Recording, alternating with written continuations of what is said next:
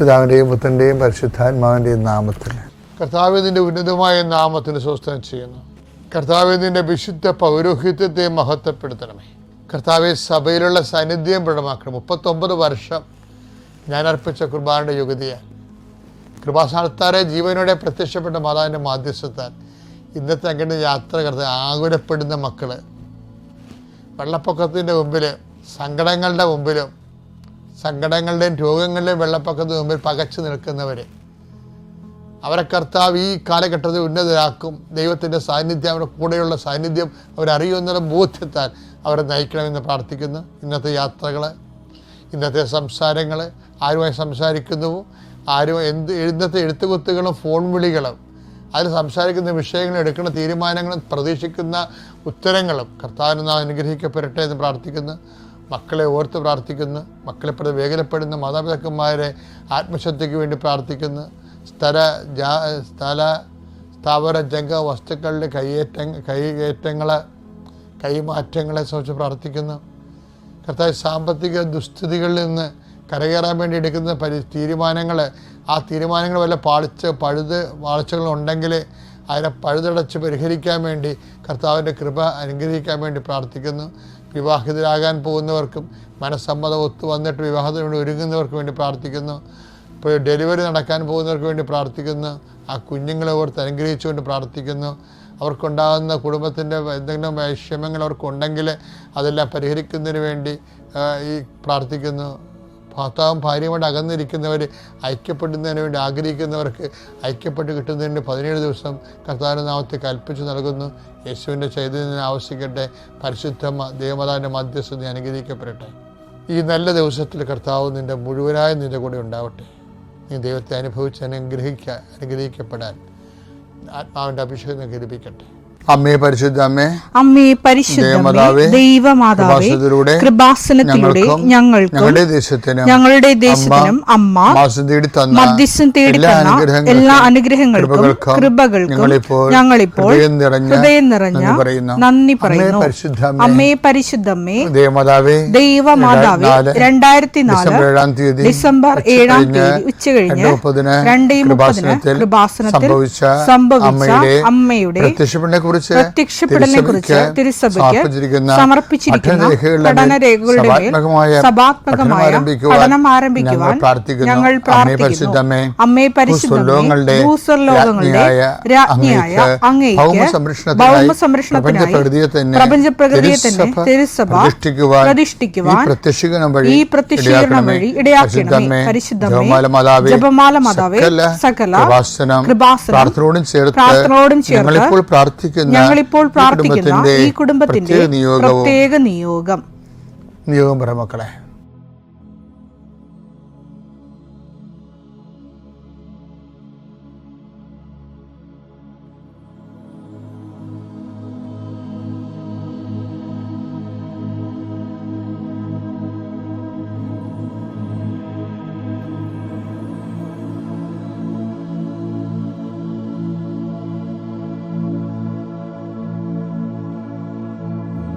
അമ്മയുടെ പ്രത്യക്ഷീകരണത്തിന്റെ ഈ അനുഗ്രഹവേളയിൽ ഞങ്ങൾക്ക് സാധിച്ചു തരുവാൻ കനിയണമേ. സുഖസ്ഥനായ ഞങ്ങളുടെ പിതാവേ, അങ്ങയുടെ നാമം പൂജിതമാകണമേ. അങ്ങയുടെ രാജ്യം വരണമേ. അങ്ങയുടെ തിരുമനസ് സ്വർഗത്തിലെ പോലെ ഭൂമിയിലും ആകണമേ. അന്നു വേണ്ടുന്ന ആഹാരം ഇന്ന് ഞങ്ങൾക്ക് തരണമേ. ഞങ്ങളോട് തെറ്റ് ചെയ്യുന്നവരോട് ഞങ്ങൾ ക്ഷമിക്കുന്നത് പോലെ ഞങ്ങളുടെ തെറ്റുകൾ ഞങ്ങളോടും ക്ഷമിക്കണമേ. ഞങ്ങളെ പ്രലോഭനത്തിൽ ഉൾപ്പെടുത്തരുതേ, തിന്മയിൽ ഞങ്ങൾ രക്ഷിക്കണമേ. ആമേൻ. നന്മ നിറഞ്ഞ മറിയമേ, സ്വസ്തി, കർത്താവ് അങ്ങയുടെ കൂടെ സ്ത്രീകളിൽ അങ്ങ് അനുഗ്രഹിക്കപ്പെട്ടവളാകുന്നു. അങ്ങയുടെ ഉദരത്തിൻ ഫലമായി ഈശോ അനുഗ്രഹിക്കപ്പെട്ടവനാകുന്നു. പരിശുദ്ധ മറിയമേ, തമ്പുരാന്റെ അമ്മേ, പാപികളായ ഞങ്ങൾക്ക് വേണ്ടി ഇപ്പോഴും ഞങ്ങളുടെ മരണസമയത്തും തമ്പുരാനോട് അപേക്ഷിക്കണമേ. ആമേൻ. എൻ്റെ പ്രിയപ്പെട്ടവരെ, ദൈവത്തിൻ്റെ പദ്ധതികളെ മനസ്സിലാക്കാതെ ദൈവത്തെ മനസ്സിലാക്കാൻ പറ്റത്തില്ല. അല്ലെങ്കിൽ നമ്മുടെ ജീവിതത്തിൽ ഉണ്ടാകുന്ന അനുഭവങ്ങളെ മനസ്സിലാക്കണമെങ്കിൽ ദൈവത്തെ മനസ്സിലാക്കണം. തിരിച്ചു പറഞ്ഞാൽ, അനുഭവങ്ങളെ മനസ്സിലാക്കാൻ കഴിഞ്ഞാൽ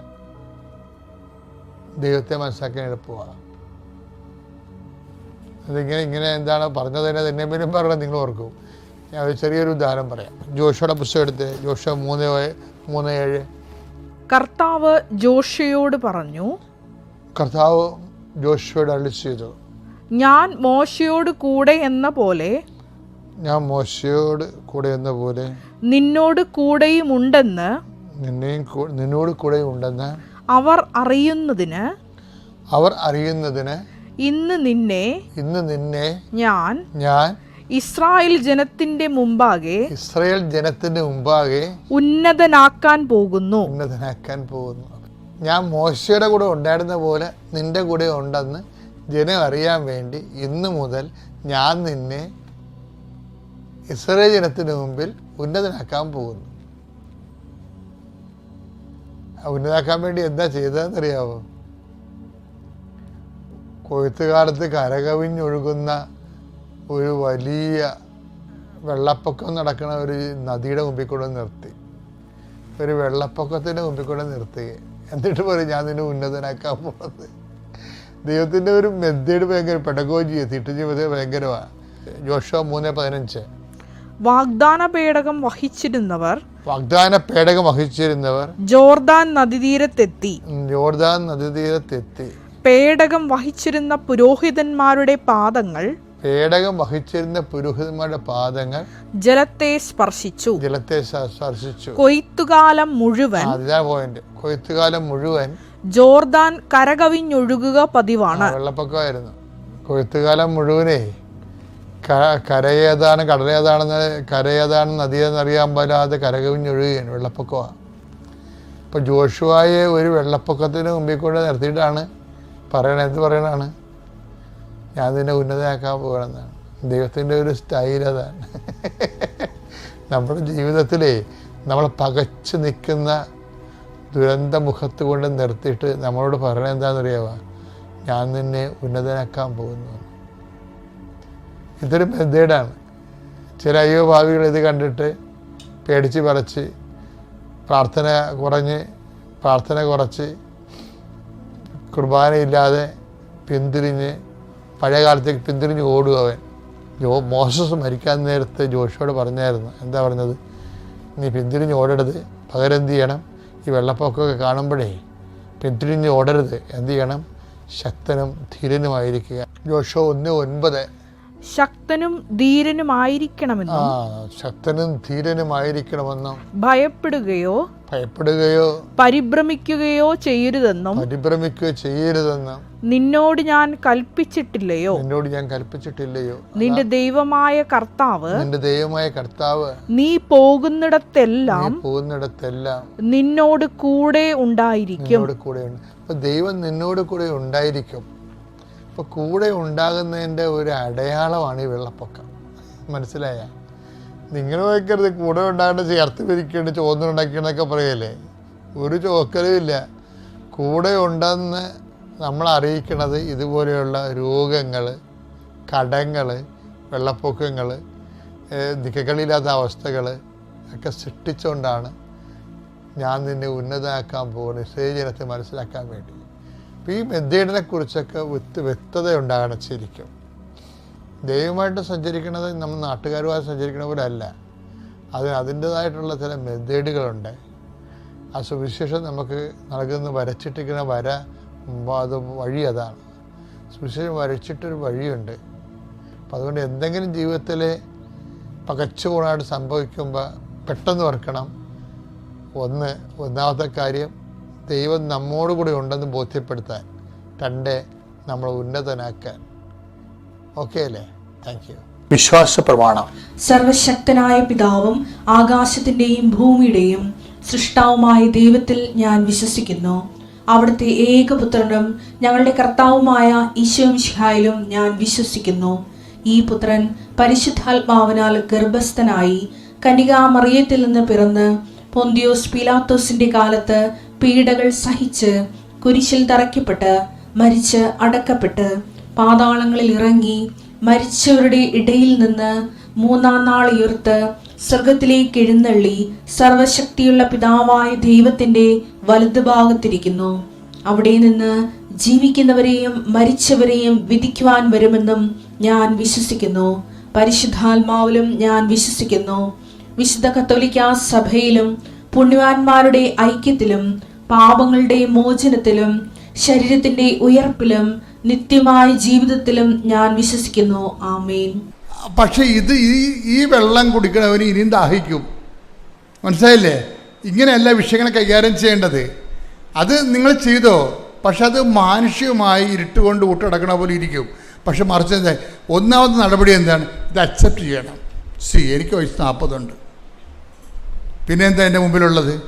ഈ മേഖലയിൽ നോട്ട് ബൈ മെറിറ്റേ വർക്ക് ചെയ്യത്തുള്ളൂ. എന്താണ്? എൻ്റെ കഴിവല്ല, കർത്താവിൻ്റെ കൃപ. കർത്താവ് ഒരു നിമിഷം വിചാരിച്ചാൽ എൻ്റെ ആളെ കർത്താവ് കൊണ്ടുവന്ന് മുമ്പിൽ നിർത്തി തരും. കാര്യം എന്താ? നമ്മുടെ മുമ്പിലുള്ള എന്താണ്? ഉടമ്പടി സാക്ഷ്യങ്ങളാണ്. നമ്മുടെ മുമ്പിലുള്ള എന്താണ്? 10,000 ഉടമ്പടി സാക്ഷ്യങ്ങളാണ്. ആ 10,000 അതാണ് ഞാൻ നിങ്ങളോട് പറയുന്നത്. ഏറ്റവും നല്ല ഉടമ്പടി എടുത്തവർക്ക് ഏറ്റവും നല്ല ഹോംവർക്ക് എന്താ?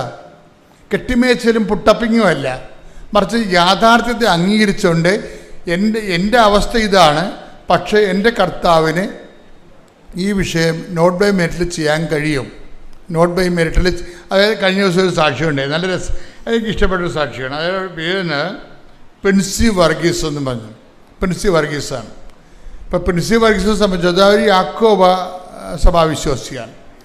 അവരൊരു ജീവിത പങ്കാളി ലിവിങ് ടൂതർ എന്ന് പറയും. നമ്മൾ ലിവിങ് ടൂതർ പോലെ ജീവിക്കുകയാണ്. വേറെ ഒരു കാസ്റ്റിലെ ആളെ കല്യാണം കഴിച്ചിട്ട് കുറേ കുഞ്ഞുങ്ങളൊക്കെ ഇട്ട് അങ്ങനെ അഡ്ജസ്റ്റ് ചെയ്ത് ജീവിച്ചു പോവുകയാണ്. പക്ഷേ അവരുടെ ഒരു പ്രശ്നമെന്ന് പറയണത് ഇതൊക്കെ ഇതാണ്.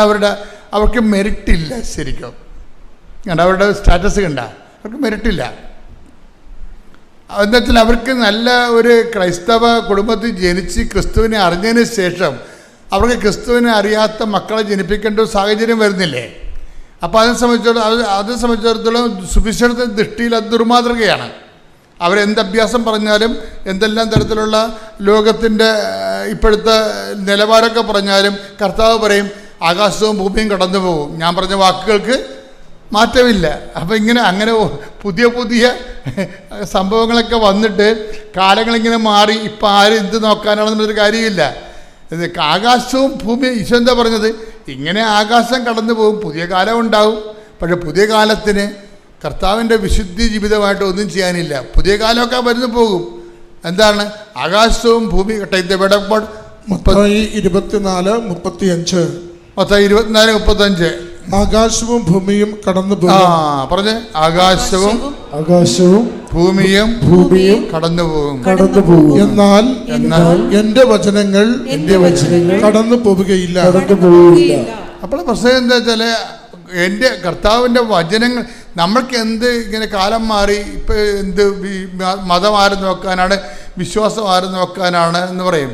നിങ്ങളെ പറയും ഞങ്ങൾ മതം മാറിയിട്ടൊക്കെ കുഴപ്പമൊന്നുമില്ലല്ലോ, ഞങ്ങൾ വിശ്വാസം മാറിയൊക്കെ കുഴപ്പമൊന്നുമില്ലല്ലോ, ഞങ്ങളുടെ മകന് ജോലി കിട്ടിയല്ലോ, മകൾ കാനഡയിൽ പോയല്ലോ. മകൾ കാനഡയിലും പോകും, ചിലപ്പോൾ ബഹിരാകാശത്തും പോകും. ബഹിരാകാശത്ത് പോകാനും കാനഡയിൽ പോകാനല്ല അവൻ ക്രൂശിക്കപ്പെട്ടത്.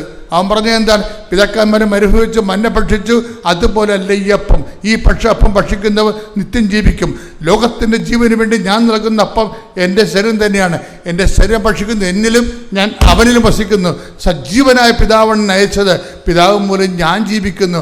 അതുപോലെ ഞാൻ എന്നെ ഭക്ഷിക്കുന്നവൻ ഞാൻ മൂലം ജീവിക്കും. കൈയടിക്കേണ്ട സുഹൃത്തുക്കളല്ലേ?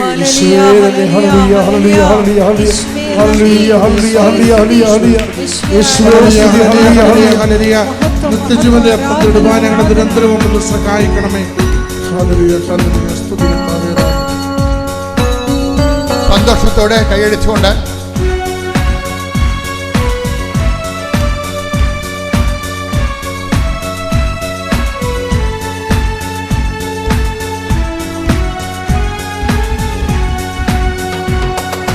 പരിശുദ്ധ പരമദിവ്യകാരുണ്യത്തിന് ഇവിടുത്തെ മെയിൻ പ്രശ്നം എന്താണ്? എൻ്റെ മക്കളെ, നിങ്ങൾക്ക് ക്രിസ്തുവിനെ വേണമെങ്കിൽ, ക്രിസ്തുവിൻ്റെ ഒരു വില അറിയണമെന്നുണ്ടെങ്കിൽ ആദ്യം നിങ്ങൾ നിത്യതയെക്കുറിച്ച് വേണം ചിന്തിക്കാൻ. നമ്മളെന്തിനാണ് ഇത്രയും കഷ്ടപ്പെട്ട് ഇങ്ങനെ ഒതുങ്ങിയൊരു ജീവിതം ജീവിച്ച് കൂട്ടണത്? എന്തിനാണ്? അതായത് നിത്യതയെ. ഞാൻ നിങ്ങളോടത് പറയുമ്പോൾ നിങ്ങളത് വിശ്വസിക്കണം. കാരണം നിങ്ങളിവിടെ വന്നിരിക്കുന്നത് ദൈവത്തെ ഞാൻ നേരിട്ട് കണ്ടതുകൊണ്ടാണ്.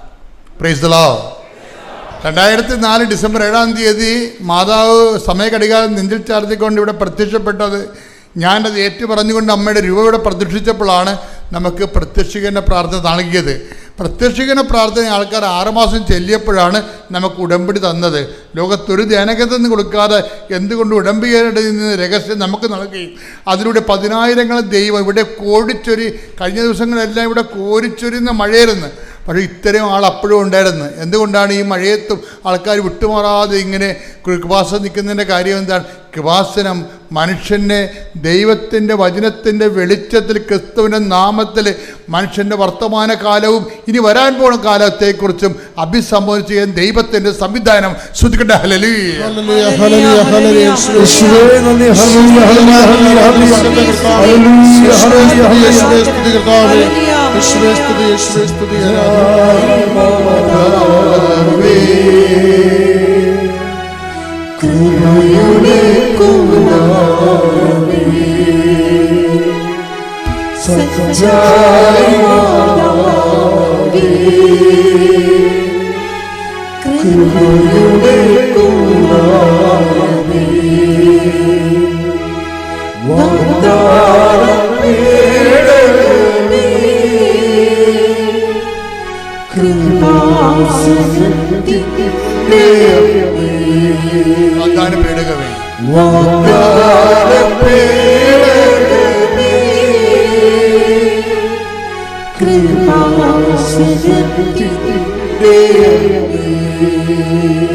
പരിശുദ്ധ പരമ ദിവ്യകാരുണ്യത്തിന് ആരാധനയും സ്തുതിയും പുകഴ്ചയും ഉണ്ടായിരിക്കട്ടെ.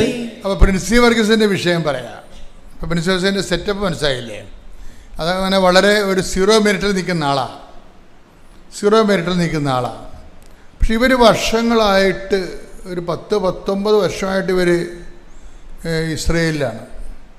ആ സാക്ഷ്യം പഠിക്കേണ്ട സാക്ഷ്യമാണ്. നിങ്ങൾ കേട്ട് കാണുമായിരിക്കും അല്ലേ? കണ്ടു കാണുമല്ലേ?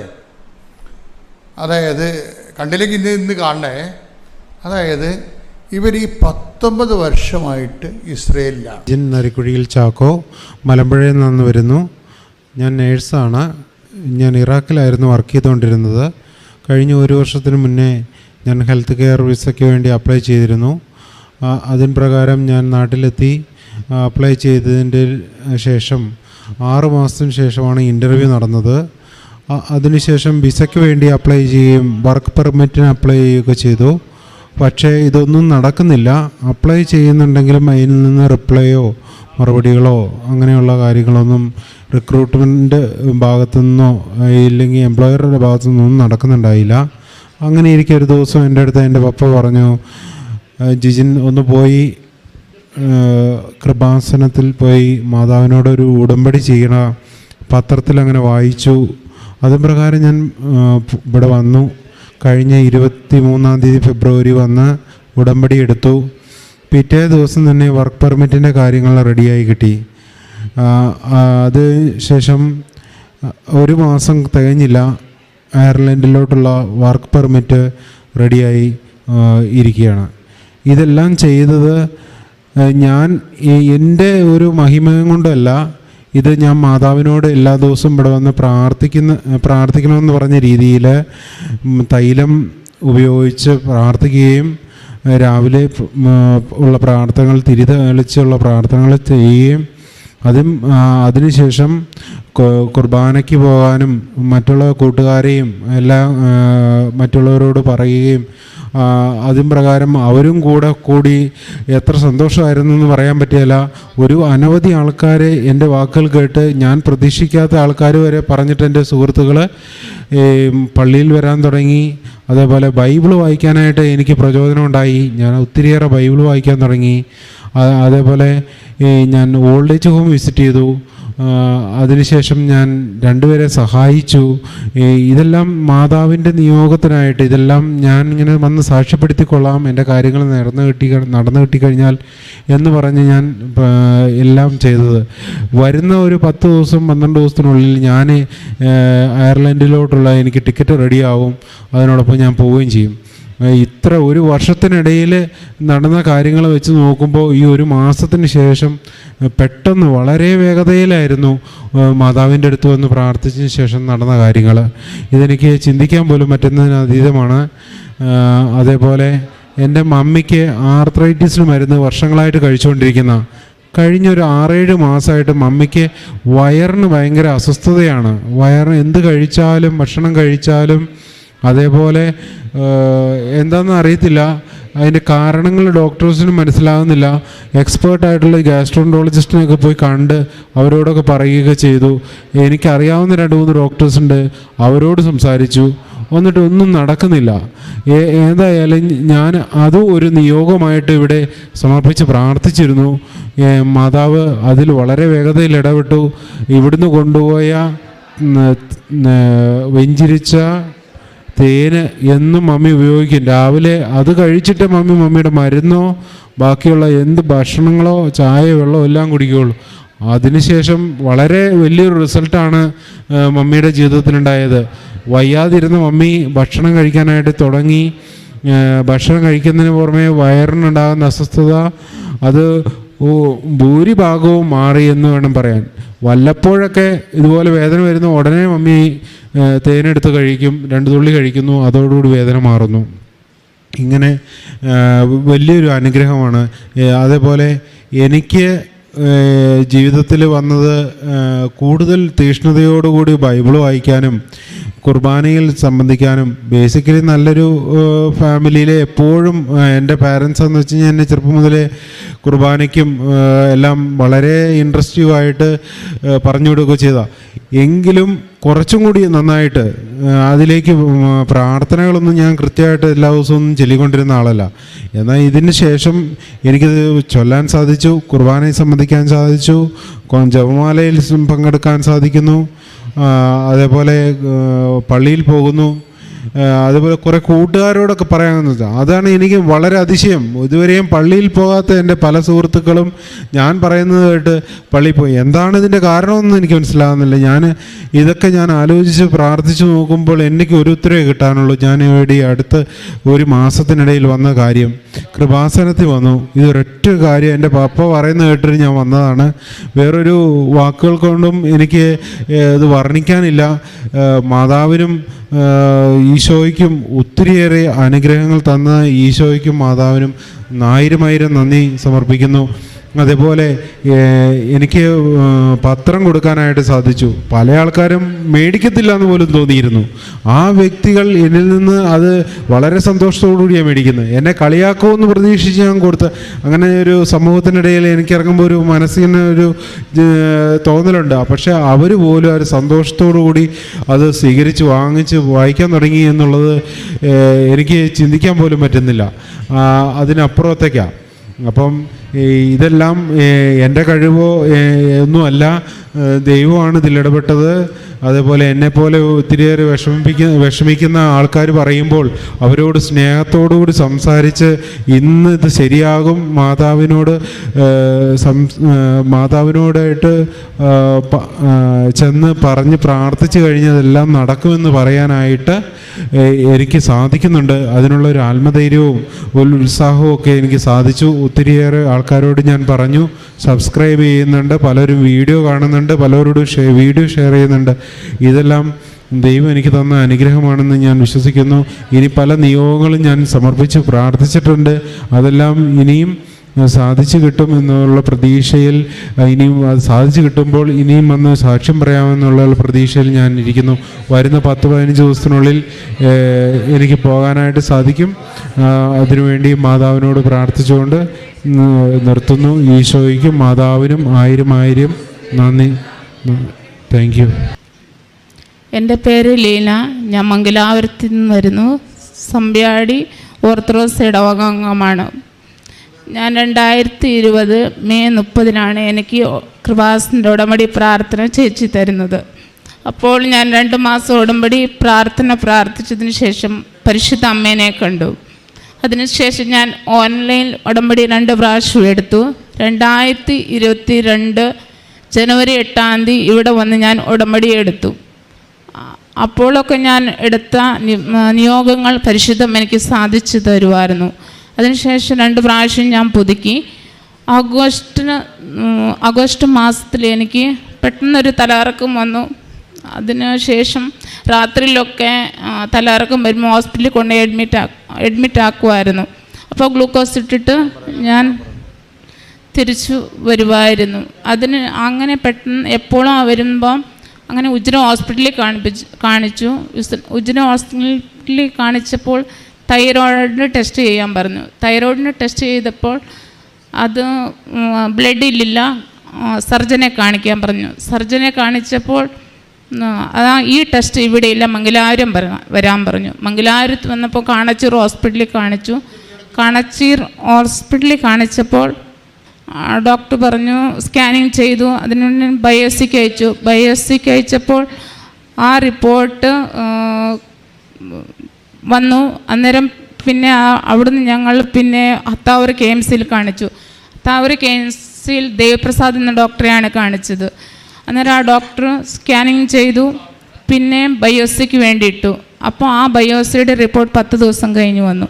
10 ദിവസം കഴിഞ്ഞപ്പോൾ ആ സ്കാനിങ് റിപ്പോർട്ട് അത് തൈറോയിഡിലെ ഹൈപ്പറാണ്, അത് 4 ഗ്ലാൻഡ് ഉണ്ടെന്ന് പറഞ്ഞു. എന്നിട്ട് അത്